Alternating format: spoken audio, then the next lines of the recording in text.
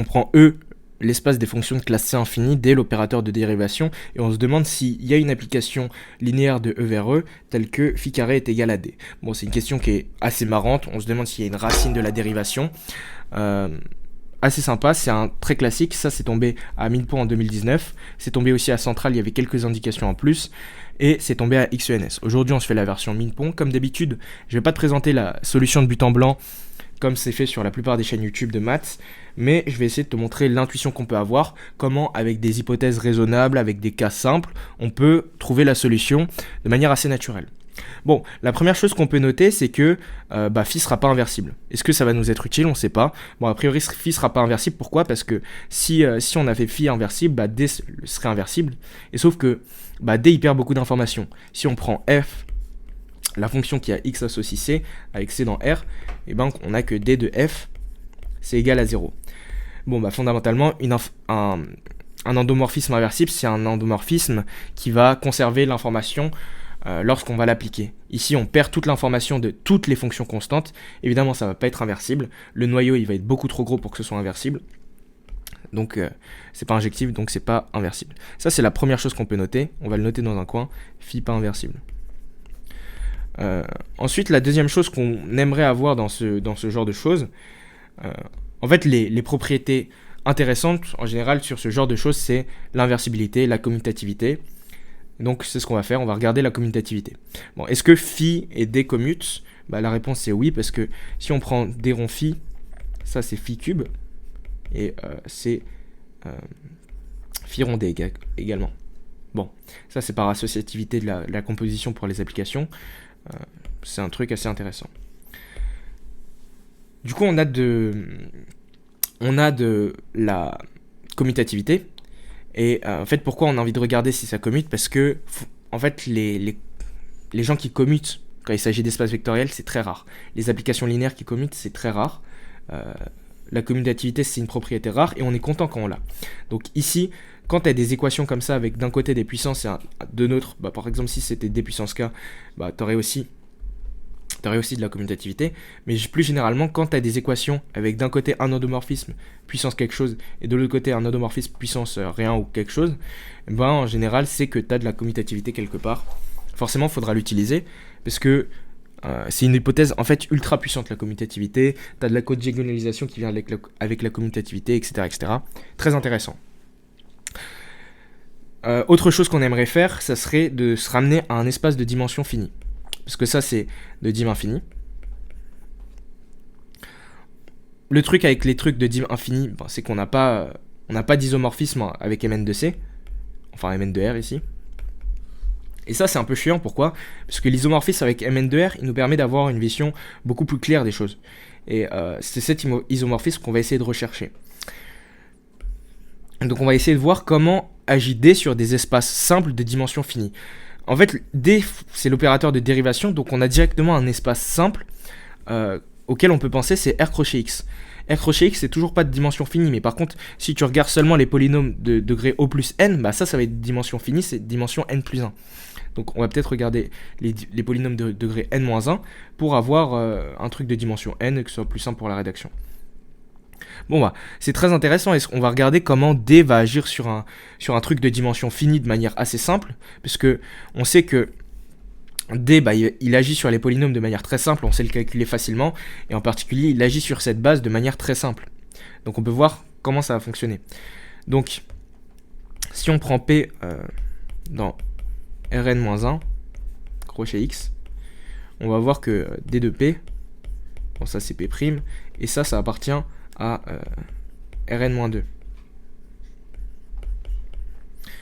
Tu vois que si là tu répètes la dérivation plein de fois, ça va toujours diminuer d'un degré, et je t'apprends rien en te disant que d puissance n de P, ça va être égal à 0. Donc en fait, tu te rends compte que Rn-1 de X, ça va être inclus dans le noyau de D, puissance n. Plus généralement, tu vas par exemple avoir le noyau de R1 de X, ça va être inclus dans les polynômes de degré 1, ça va être inclus dans le noyau de D carré. En gros, qu'est-ce que je dis? si tu dérives un polynôme de degré n-1 n fois, bah ça va être nul. Je dis rien d'extraordinaire, mais juste je le formalise. Bon, tu peux vérifier que, en fait, c'est pas des inclusions, c'est des égalités. Ça pose pas vraiment de soucis là-dessus. Et donc ça c'est précieux, pourquoi? Parce que du coup on va se ramener à de la dimension finie. Et la dimension finie on aime bien parce qu'on a l'isomorphisme avec Mn de C, enfin avec Mn de R du coup ici. Et l'isomorphisme avec Mn de R il est très puissant parce qu'il nous permet de voir les informations assez rapidement. Pour montrer, pour regarder un peu l'image d'une base, bon on va noter D tilde. Ça c'est D tilde N. Non, D tilde. Ça va être la restriction de D à Rn moins 1 de x.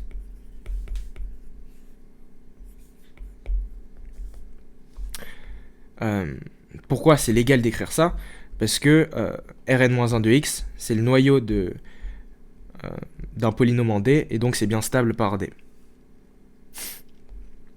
On va regarder l'image de la base. Une base de Rn-1, c'est la base canonique par exemple. Donc on peut regarder comment agit D tilde sur la base canonique. Donc la matrice de D tilde dans la base canonique de Rn-1, c'est quoi? On se rend compte que si tu prends X, si tu prends K dans 1n-1, D de xk, c'est quoi? C'est juste tu dérives, donc c'est kxk-1. Et donc en fait la matrice, ça va tout simplement être D0 sur la diagonale. Et sur la surdiagonale, tu as 1, 2, et ça jusqu'à n. Maintenant que tu as ça, tu es très content parce que tu es ramené à de la dimension finie. Bon, en fait ici on est sur de la dimension n. On peut se dire pourquoi se faire chier avec la dimension n alors qu'on peut récupérer de la dimension 2 de manière directe. Les calculs seront plus simples en dimension 2, donc pourquoi pas se ramener à de la dimension 2. Donc on pose, donc si on appelle ça D tilde n, on note ça D tilde 2, D tilde 2 dans la base.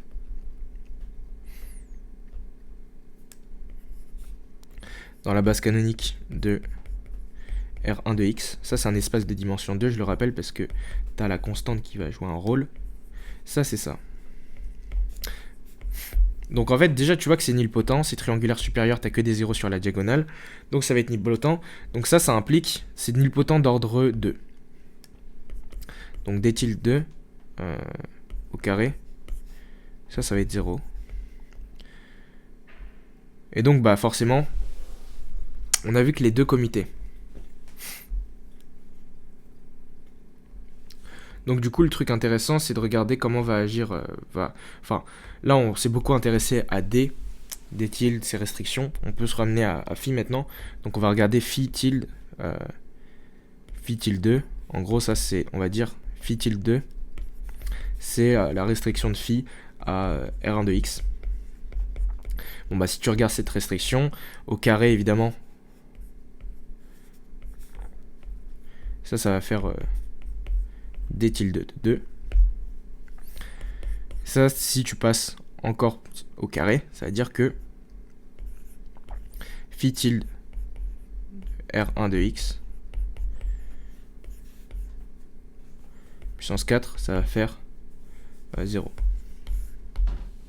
Donc phi est nilpotente aussi.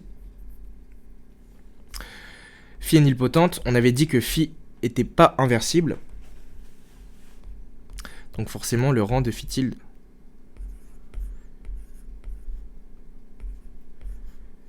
ça c'est inférieur strictement à 2. Donc c'est inférieur ou égal à 1.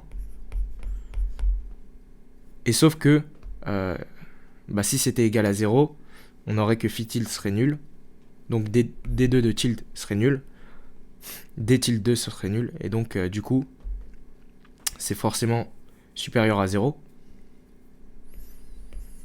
Sinon on aurait que la dérivation c'est nul. Or la dérivation, t'as des objets qui sont dérivés qui sont pas nuls. Donc du coup le rang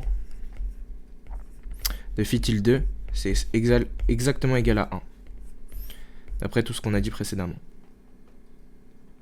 Bon, le rang de phi tilde 2 il est exactement égal à 1. Et qu'est-ce que ça nous donne ça? Ça nous donne qu'on peut regarder on a du coup que phi tilde 2, c'est de cette forme-là, tu vois. C'est de la forme alpha, bêta, 0, 0, avec alpha, bêta des réels. C'est de rang 1, les deux colonnes ici sont collinéaires, il n'y a pas de souci. Du coup, ce qu'on peut faire, naturellement, c'est de regarder phi tilde 2 au carré et avoir une équation avec cette matrice-là, d tilde 2 dans la base canonique. Ici, il y a des petites imperfections au niveau de ça. Évidemment, c'est dans la base canonique ici. Parce qu'on comprend bien que, évidemment, si phi tilde 2 au carré est égal à d tilde 2 au carré, bah les matrices au carré vont être bien égales. Ici, ça pose pas de souci, donc on va regarder au carré qu'est-ce que ça donne.